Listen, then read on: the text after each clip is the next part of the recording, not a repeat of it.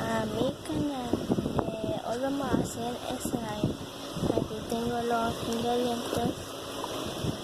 Tengo pega, pintura, estos dos brillitos y ellos para mover, y el bórax ya con agua.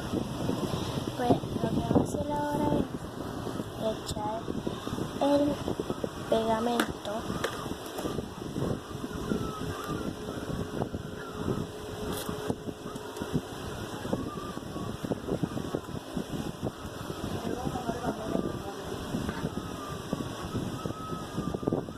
A lo que he hecho el pegamento, vamos a hacer un corto breve.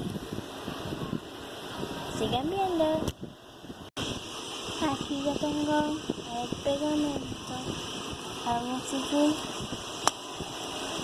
la pintura.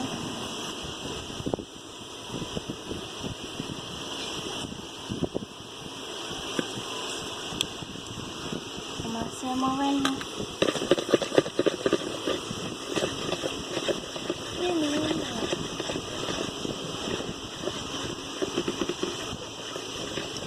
Muévelo.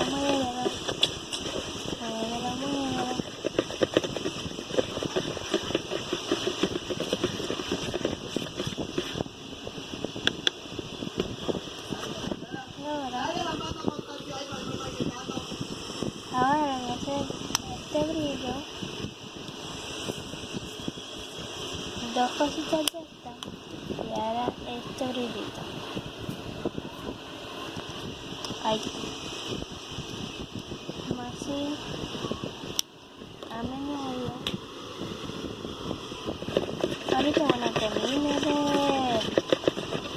hacer ese slime, o ahora, les voy a enseñar los dos slime que hice. Me gusta el blanco, no le eché colorante.